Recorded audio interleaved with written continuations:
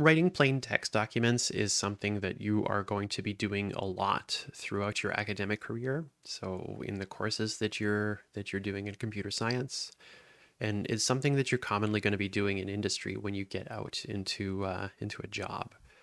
A lot of times we're writing plain text documents in the form of source code. So if you've ever written a Java or a Python program before, you've written that in plain text. And what I mean by plain text is there's no real extra information about things like making things bold. There's nothing about having pictures. There's no special way for the the text that we have written in the document to appear in things like lists or syntax highlighting. These are all really desirable things because we want to be able to communicate to other people, so either peers that we have in our classes, or we want to be able to communicate to people who are using our programs or interacting with our programs. We want to be able to communicate with them how to do that and what our programs do.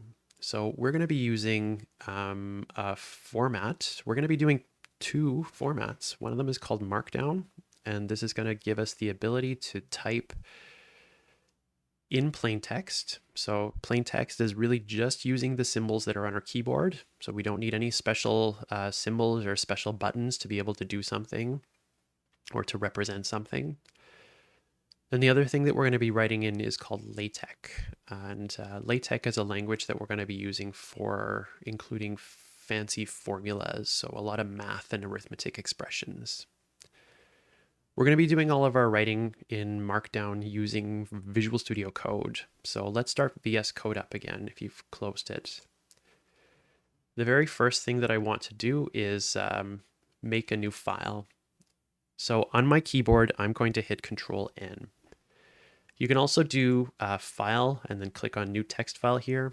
I like to use keyboard shortcuts for a lot of things, so I'm going to do my best to verbalize the keyboard shortcuts that I'm using throughout to make sure that you can see what I'm doing.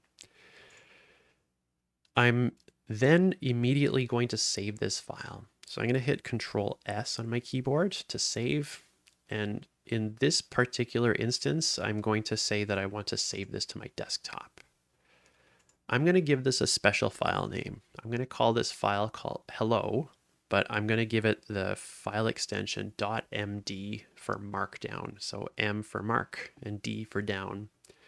I'm giving it the special file name right now because I want Visual Studio Code to treat this file as though it is a Markdown formatted file. So by specifying this .md at the end, Visual Studio Code knows that knows how to show us this kind of file. So I can hit save. And then the next thing that I want to do is up at the top here on the right side, there's a preview button that showed up after we saved this as a Markdown file. You can hit Control-Shift-V on your keyboard like it says, or you can click on this button to launch a preview. As we're writing things in Markdown, we're going to also want to see what it looks like if we were to put it into a different kind of file format. So now that we've got these two things open up on our screen, I'm going to start typing stuff in.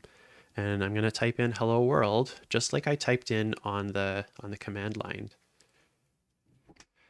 And you can see on the right side that the preview is rendering this very nicely looking as hello world. This is not super useful. This isn't the way we normally use Markdown. So let's take some steps through some of the things that we're going to do with Markdown. The very first thing that I want to do with Markdown is to use some headings. So I'm going to delete hello world here. Headings are represented in Markdown in two different ways. The first one is the way that I prefer to use headings, and that is to use special underlines. So you can say something like this. This is a top level heading. And then underneath that on the next line, so I pressed enter, and I'm going to put equal signs underneath it. So I'm going to underline this with equal signs. And you can see that this is shown up here now as a top level heading in this document. I'm going to type on the next couple lines here, second level heading.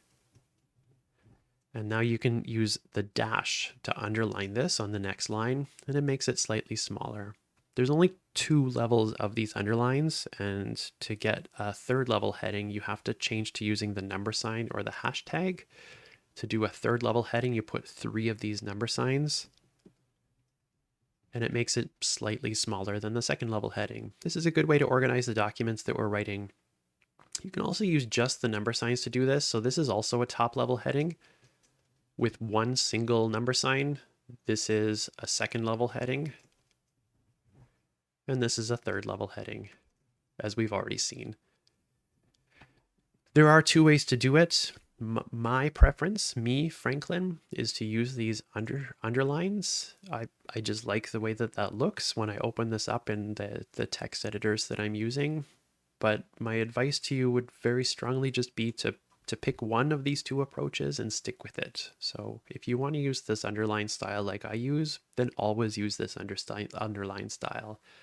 If you want to use this number sign or hashtag mark, then do it every time you're making headings with Markdown.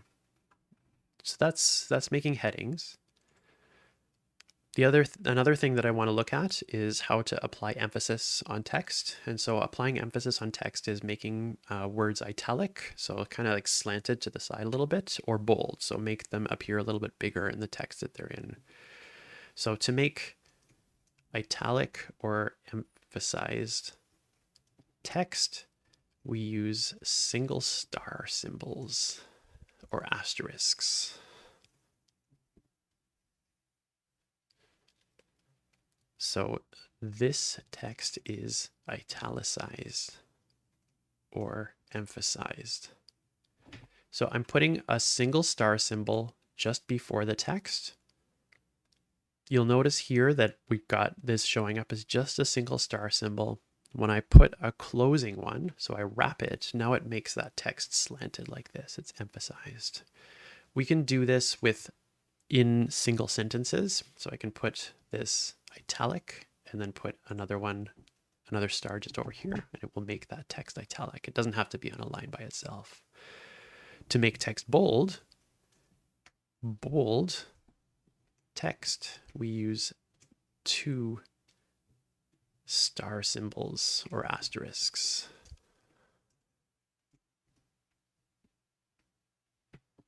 That's making text italics and bold. Something else that we're often going to want to do is to make some lists. So I'm going to change the 2nd level heading to be emphasis and bold. And I'm going to cut all of this. So I'm going to right click and cut. I can do Control X, or I can right click and cut. I'm going to paste this all here.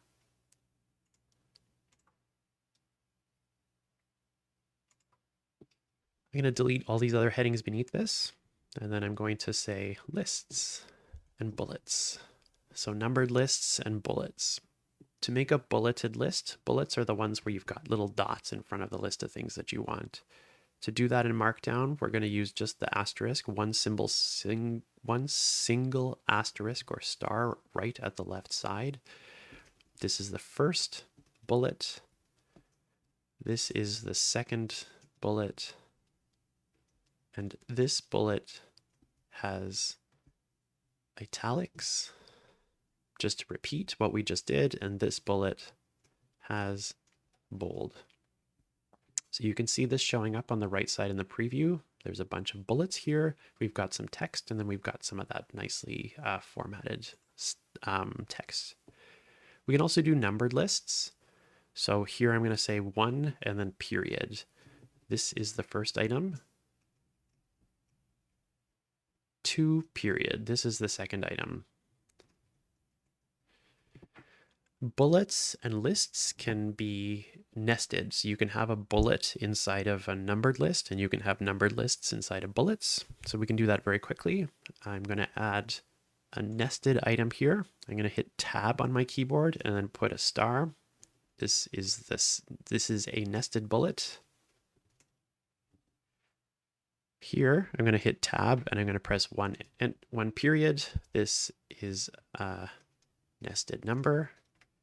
And we can do the same thing with these numbered items. So this is a nested bullet.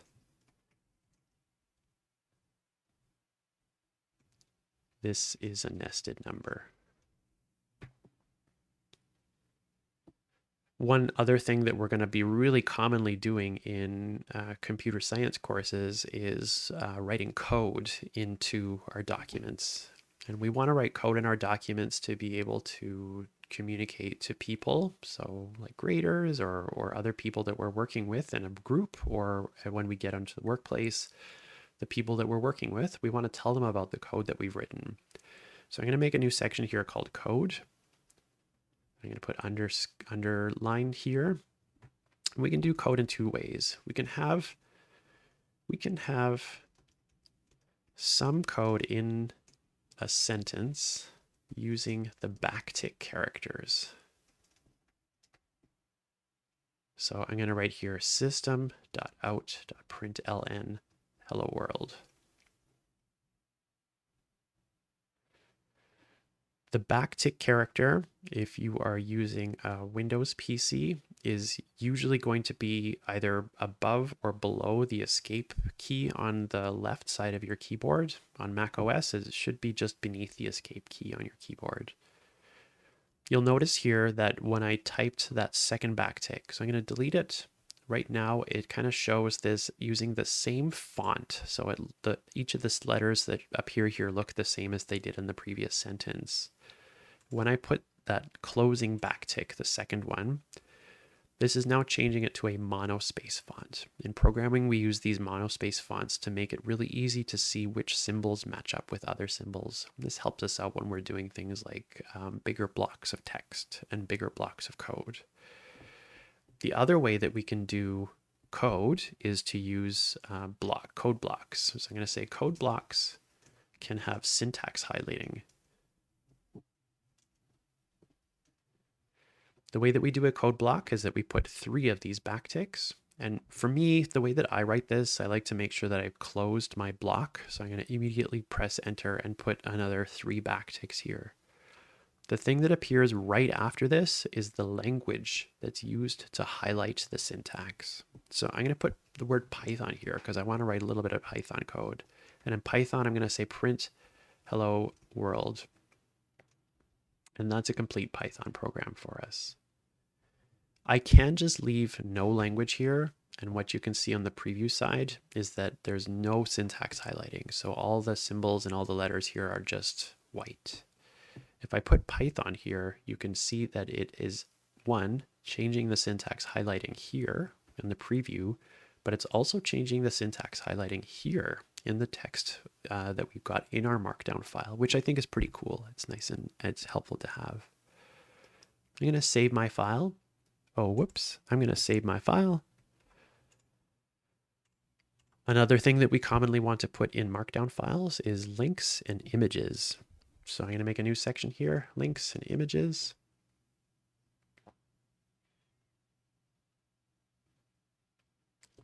We can put links into text using square brackets. So I'm going to put an opening square bracket here and a closing square bracket here. I'm going to change this slightly. I'm going to say we can put links into text. And then I'm going to say download Pandoc. And I'm going to put an open square bracket and I put as closing square bracket. The square brackets are the keys that should be right next to your P key on your keyboard. That should be just to the right of that. Then we're going to use parenthesis. And so I'm going to open a parenthesis, and you'll see that as soon as I open that parenthesis, it got closed by VS Code, which is helpful, but it also rendered this as a link. So now it's got blue color, and when we put our cursor over it, it has an underline kind of telling us you can click on this. I'm going to put HTTPS, the address for Pandoc here, pandoc.org. And now if I click on this link, it's going to open up Pandoc's web page for me in something like Microsoft Edge. I don't really want to do that right now.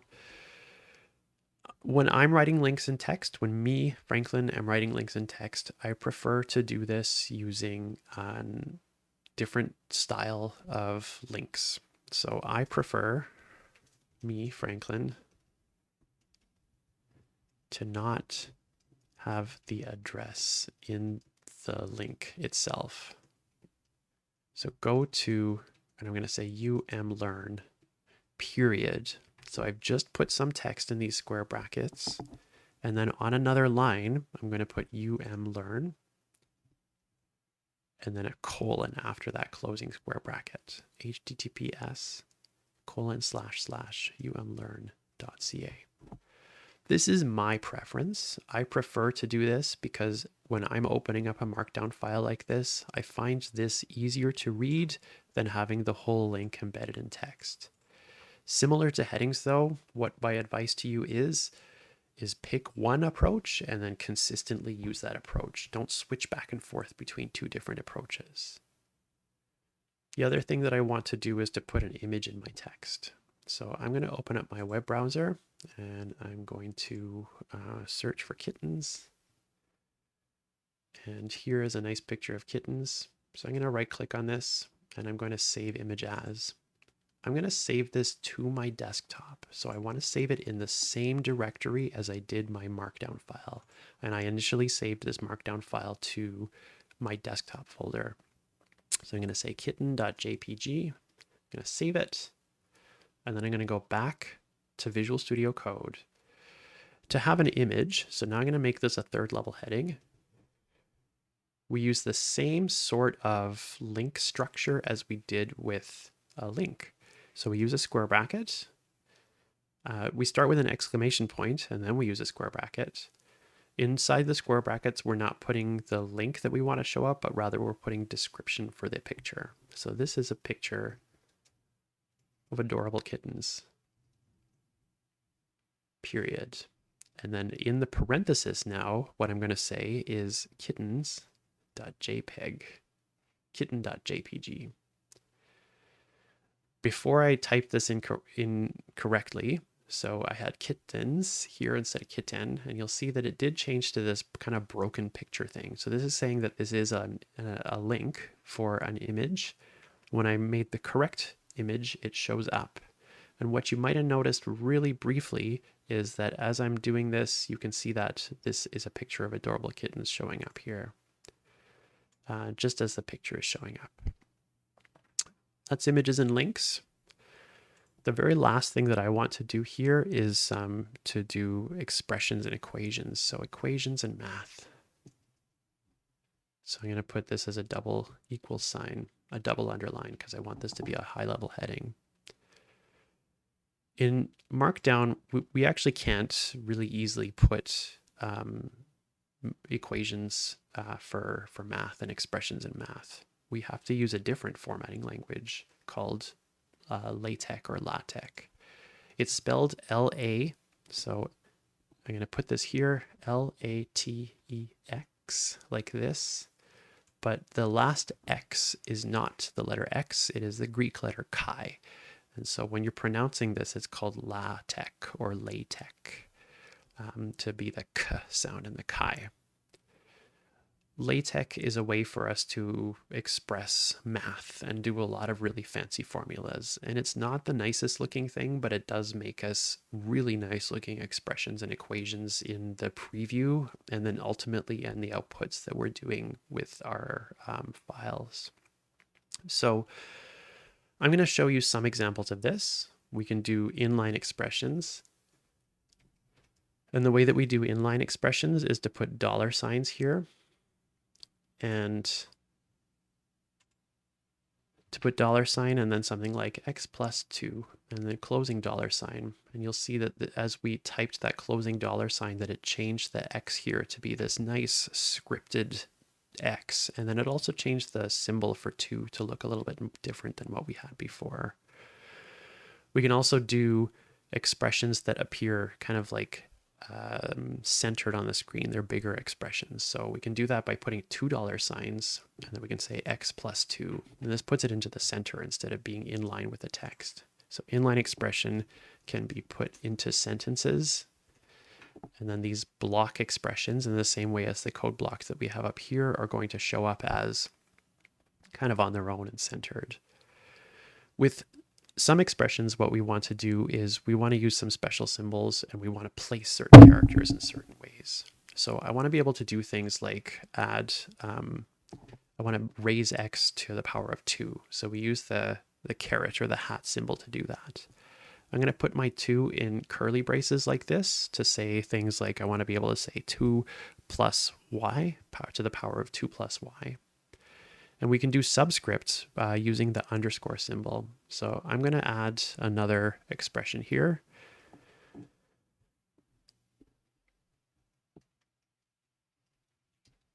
And we can say that I want to put x subscript I, and this will make a nice x subscript I. Fractions are another common thing that you're going to want to do with this. Not Franklin, fractions.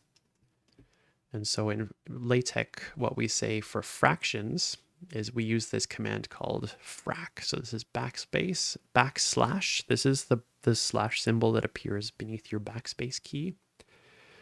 So frac, and then we have 2 sets of curly braces here. The first one is the denominator, the numerator, sorry, so the one that's on the top. And then the second one is the denominator, so the one that's on the bottom. Within those, you can put all sorts of stuff. You can put entire expressions in here if you want. So I can say frac, and then I can say something like x sub 1 to the power of 2. And I want that to be divided by another fraction, 1 over 2. I'm going to put a backslash at the end of this to make it appear on a new line. 2 backslashes at the end of this to make it appear on a new line. So now we can see x to the power of 2 sub 1 over 1/2. These expressions don't look the prettiest when we're typing them in, but they look great when they show up here. Some of the other things that I want us to be able to do are to use the sum symbol. So we can say something like the sum, and this is that sigma that shows up here. And when we do sigma, I want to put things on top of the sigma, and I want to put things below the sigma. To put something below the sigma, we use the underscore, and then we say n is equal to 0. And then to put something on top of the sigma, we use that same caret or hat. So I'm going to say I want this to go from n equals 0 to infinity, so infty. And then I can say things like x sub n, and then I'm just going to say is equal to infty. This expression doesn't make any sense, but it shows us what it looks like to have those symbols. In computer science, one of the common symbols that we use is kind of a funny looking O to represent how long things take. So this is the very last symbol I want to show you with LaTeX. So we can do big O expressions by saying mathcal. And what I want to put here is an O. So this is mathcal, and then an open curly brace, and then a closed curly brace.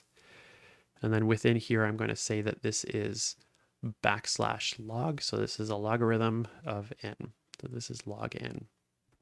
Big O of log n. So with Markdown and LaTeX, we are able to make nice looking documents. So what we see on the preview on the right side. But what we're doing is we're just typing symbols that are on our keyboard. You'll notice that I never clicked on any buttons to make this bold. I never had to go through any menus to get this syntax to show up with a nice color like this. I didn't have to go through something like the equation editor in Microsoft Word to be able to type these things in. It is a little tedious to type these things in. Yes, I'll give you that. But it is, once you get quick at it, it's a lot faster than going through something like the equation editor or Microsoft Word. If you're interested in Markdown, you should take a look at the course textbook on toolsandtechniques.ca. You can also take a look at things like GitHub's basic formatting syntax, or you can take a look at a website for LaTeX that's called Overleaf. Overleaf is a really nice editor for LaTeX.